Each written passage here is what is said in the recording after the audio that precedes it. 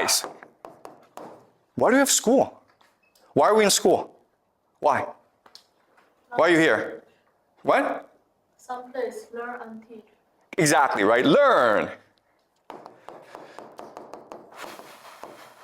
What else? Yeah, to get the degree, okay? To get the degree. Okay, to graduate. What else? Knowledge, yes.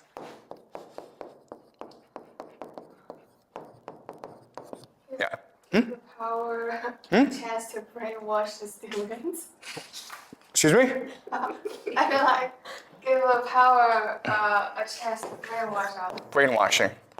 Okay, guess what, guys? The correct answer is brainwashing. Everything else is a lie. Okay. All right. What do you do in school? You come to class, you listen to a lecture, you read books, right? And then you have to do a test, and you have to write a paper. And then the teacher gives you a grade. That's how you learn, right? Let me ask you this question then. Throughout most of human history, how did we learn? If you want to become a doctor, what did you do? To be fast and long. The answer is experience. Do it. Right? Let me ask you this question.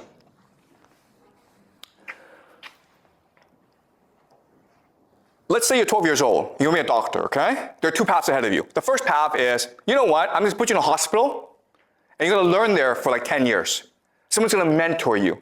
You're going to be that person's apprentice. Maybe the first year, all you do is like wash the floor, okay? But you're going to observe the doctor. And then eventually, the doctor's going in to tell you how to treat patients, okay? That's the first system. Second system is you go to the best school in the world. Then you go to Harvard for undergraduate.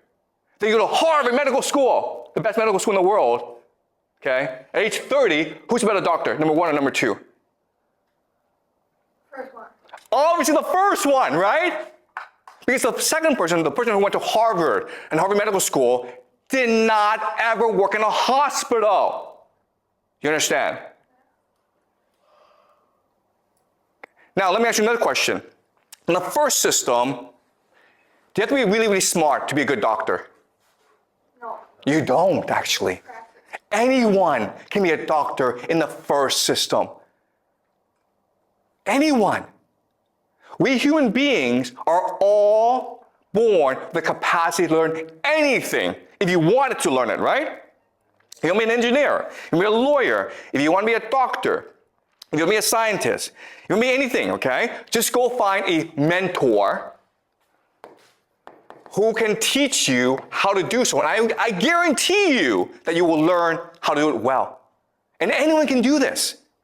But instead, we have a system in which we tell students, you're smart, you're stupid. Smart students go to good schools and good universities, and they get good jobs. Stupid students go wash dishes.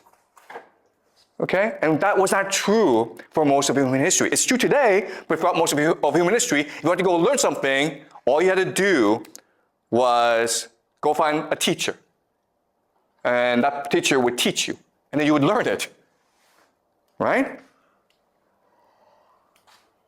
So school is not a place to teach you how to learn. A school doesn't teach you knowledge. It doesn't do that. A school is a place that brainwashes you. Okay? Now the question then is, what does it brainwash you in? Why would it brainwash you? Okay, all right, to answer that, I'm going to give you some history, okay? We will do a lot of history in this class. But I'm going to tell you the three societies that first introduced mandatory, free public schooling in the world, okay? The first is called Sparta. Okay? Sparta was a small city-state in Greece, like 4,000 years ago, 3,000 years ago. And they had a new system in which children as early as 5 or 6 years old, they were put into a school. And in the school, they were beaten up by older kids who were like 9 or 10. Okay? That's Sparta. The second society was called the Aztecs. Aztecs. And they also provided free compulsory education to all its children. Really good, right? And the third society is called Prussia. And actually, Prussia is a system that everyone uses today. Do you guys know any history? Okay? What is common about all three societies? Sparta, Aztecs, and Prussia. No, it's all the 教育体育. What is common to all three? Okay. War. All three societies are fundamentally war societies, dedicated to defeating their neighbors. Sparta was one of thousands of city-states in Greece. The only society, all these thousands, that had compulsory education. Why? Because Sparta was first and foremost engaged in war making. Sparta, you've heard of Spartans, right? It's the Spartan warrior. Okay? The Aztecs were the greatest war society in Central America before the arrival of the Europeans. They defeated everyone.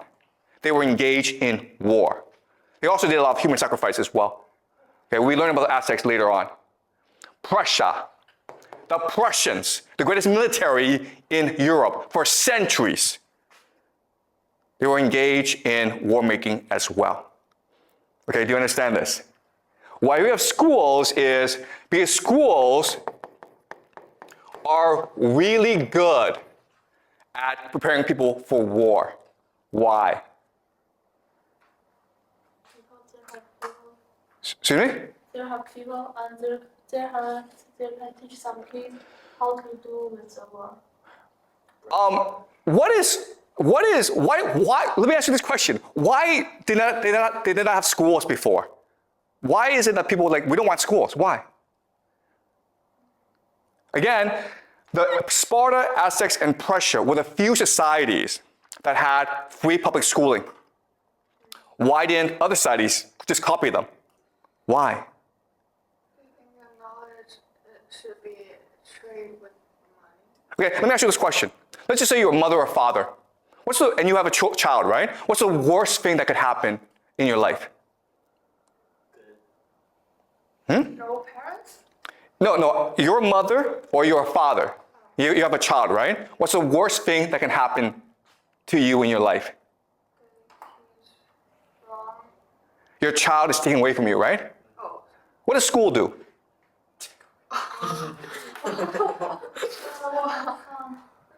School is designed to take your child away from you. Okay? Let me ask you this question. If school was about learning, why don't parents and children go to school together? Yeah, why not? Why? Because they have to work to make money to survive. Because parents have to work to survive, right? There's actually a better reason why. School is provides the social, they must have two people to do something. Okay, it's about brainwashing, right? Because how do you brainwash someone, Yeah. right? If you're with your parent, are you going to be brainwashed? No, because you feel loved, you feel secure. Your parents are going to protect you. You're going to ask your parent, hey, is this teacher, is he or she lying to me? And the parent's like, yeah, he's lying to you, okay? It's only because you've been taken away from your parent that you are now willing to be brainwashed. Why? Because what happens if you leave your parents? How do you feel? How do you feel? Yeah, exactly, right? Insecure. You're anxious. You're afraid. Do you understand? You've lost your parent. You're 4, you're 5, you're 6 years old. You've lost your parent. You feel really insecure. So who do you trust? Teacher. Your teacher. Whatever your teacher says is now correct. One of our parents is also brainwashed. Like, Because they went to school before when they were small. Yeah, okay, that's a great point, okay? Aren't our parents brainwashed as well? That's correct. Your parents are brainwashed. But what I'm saying is, when a parent is with a child, the child feels secure. And if you're secure, you're much more willing to disobey authority. You're much willing to ask questions. You're much willing to think for yourself because you feel secure, because your parent is there to protect you. But if you take a parent away, you can't do that. You must now rely on the teacher who can now brainwash you. Okay? So are you brainwashing us? Am I brainwashing you? Okay. Maybe it's a jar too. Okay. All right. Okay. So the question is, am I brainwashing you? Okay. That's a good question. And it's a fair question. And again, that's why I tell you this. Okay? You have the capacity to ask me questions. You have the capacity to challenge me. You have the capacity to think for yourself. Okay? So all I'm saying is, hear me out, ask me questions, and then think for yourself whether or not I make sense. Because the difference between my class and other classes is like, I don't test you, right? I don't give you grades. It's a pass-fail class. You can actually choose to say, you know what? This is nonsense. I don't want to listen anymore.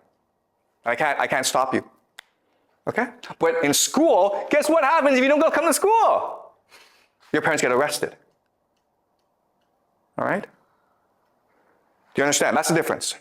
It's your choice whether or not to pay attention or not. All right. So now the question is, okay, if schools are designed to brainwash you, what are they brainwashing you in?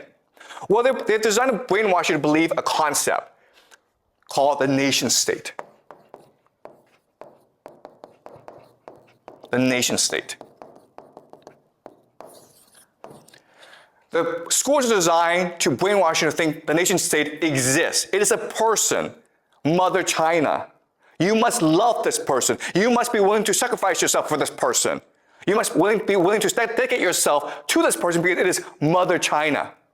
And how do we brainwash you? We teach you language, right? We teach you history. We teach you geography. We teach you all this to make you believe that the nation state, Mother China, the United States, France, they all exist. But guess what? Throughout most of human history, it was absurd to think the nation state existed. Okay? Before, you didn't say, I'm Chinese. Before you say, I'm a Beijinger. Or I'm from Haidian. Or I'm from Chaoyang, right? Because that makes more sense. You're from a place where you know the people. But now, because of the nation state, you are forced to believe that you are the same person as someone from Yunnan, Tibet, Guangxi. Even though, guess what, guys? You have absolutely nothing in common. Okay? But you're all Chinese. And that's what school is designed to do. School is designed to implant in you a false memory of a nation state. Okay? That's what history is. History is the false memory of a nation state. And that's why you're all forced to go to school. Okay? Maybe like we also want you to just think about degrees and work as a normal person, not to create a new business or live for yourself. Yeah. So the point of school is to serve the nation state. Do you understand? Oh. Right? Does that make sense? If you believe in the nation state, if you believe in Mother China, then you must serve her. You must obey her. You must fight for her. You must die for her. Okay? So the idea of the nation state was created in order to make you obedient to authority. And it works very effectively.